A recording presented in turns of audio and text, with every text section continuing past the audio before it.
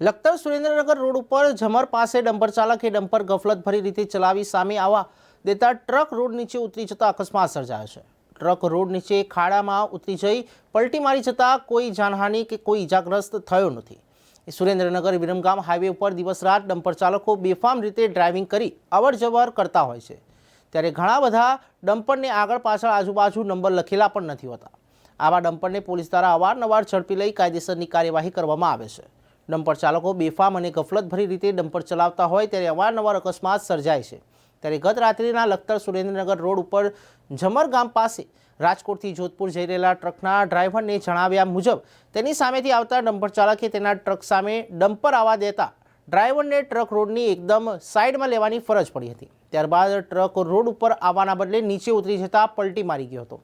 સદભાગ્યે ડ્રાઈવરને કોઈ પણ પ્રકારની ઈજા થવા પામી ન હતી। ડ્રાઈવરનો આબાદ બચાવ થયો છે।